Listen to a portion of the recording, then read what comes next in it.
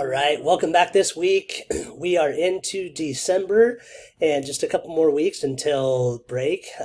Usually around this time of the year, things are getting a little bit darker, and to be honest, we're all a little tired. Students are a little tired, and we need to get our students engaged just a little bit more. So I want to show you a new resource for you starting in 2025, but you can start using it just right now to help you find variety in your teaching.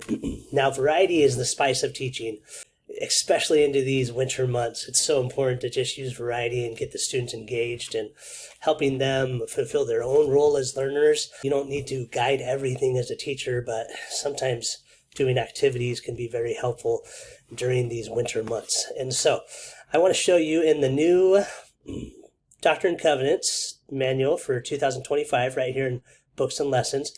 If you click on there, it'll come up at the very, very bottom, very end of this curriculum. There's an appendix. At the very end of the appendix, there's this ideas for variety. Now, this is awesome. There's a few questions right here that I would encourage everybody to just pay attention to make sure you're using variety in the right ways, not just use variety for variety's sake, but because it's going to be a good learning experience. And then there's 4 different sections of types of different teaching methodologies to accomplish these 4 different things. I want to just model for you really quick what that might look like. And I want to show you really quick just another document that a colleague of mine made that makes this just a little bit easier in like a PDF format to find all of these different ideas of variety. So there's a topic here, so scripture study to understand storyline and identify gospel principles or doctrine, all of these different ideas on how to go about doing that in a different way, creative ways. Deepen understanding with quotes in scriptures, a bunch of different ways to help students deepen understanding. Share what they're learning, a bunch of different ways to share their learning in different ways. And create a representation of what they have learned, a bunch of different ways to do that and to share what they've learned. And so these are just great variety options all throughout the year. If you just feel like you're in a lesson and it's not quite what's in the manual or whatnot isn't quite what your class needs that day, you have a great resource right here. So I just want to show you how to use it in one lesson for this next week. So if I were to go to the lesson of Moroni, chapter 2 to 3 on priesthood authority, if I take a look at this, I always pay attention to the purpose.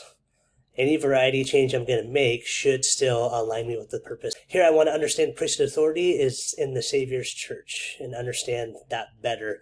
Today's really a more understand day, maybe a little bit of feel the truth importance, but they're going to do a lot of understanding. So that's a great chance for students to do maybe some group work or things. And so if I look through this, the possible learning activities invite us to just introduce things of worth really quick. And then we get to this spot right here saying, to increase student collaboration, we might do some small group work or activities. Great.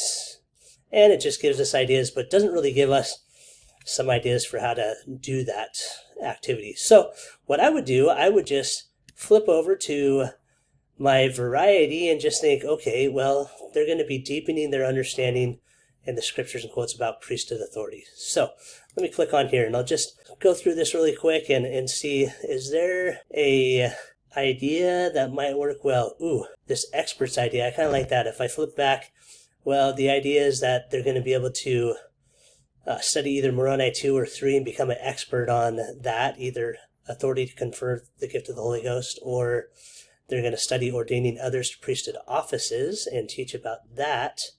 And so I could totally do this. This would be a great way to have groups set up where they're going to become experts of the one topic. And then once they become experts and study it together as a group, then you're going to reshuffle the groups and have them mixed.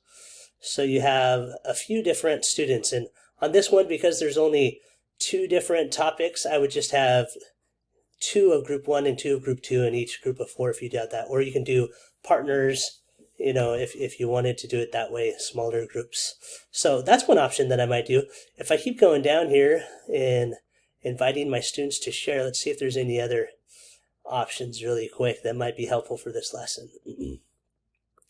As I go down, depending on the makeup of my class, right here, speed friendshipping. If I wanted everybody just to be able to share a little bit with everybody in the class, then I could use an idea like this, where everybody first studies one of these scriptures, and then they're going to answer a question with their partner, and then you move and they might answer the next question according to those verses with the next partner, and you just keep moving them around and do this activity. So you just keep changing partners, kind of keeps them moving and going, but also just having different conversations with different people in the class. Then you could have them study this and share with the partner the question, and then go on and share another question. So that could be a great way too. Now, as those are a few group work ideas, as you get down to the end of this lesson, there's this share what you have learned idea, and it's kind of this imagine this scenario. Ooh, this could be really fun. They're going to be baptized, confirmed, ordained to the priesthood, set apart, and you're going to give them some thoughts or advice to kind of calm them a little bit or help them prepare. So I love this idea right here, scenario text thread. I might just print out, I could click right here on these and it would come up a document for these text thread pictures. I might print some of those out and just say, hey, at the end of this lesson, I want you to just imagine that your cousin is going to be doing one of these things, being baptized, confirmed, ordained to the priesthood, set apart. And they text you and they say, I'm a little nervous about being baptized, or I'm a little nervous about being ordained to the priesthood. And then you just start to teach them and share and try to calm their nerves and fill in the little conversation that you might have with your cousin, trying to help them just be ready and understand the significance of whatever event they're doing. Could be a great way to get them active, a little bit different. So I hope this is going to be a great resource for you, this ideas of variety. Again, I hope I just showed you that you can just use it really simply. If you ever get to a lesson and you're like, I need something a little different, you can simply just go scroll through and see, is there anything that might work in that situation and still get the learning done that we want to accomplish, but just add a little spice of variety to our classroom.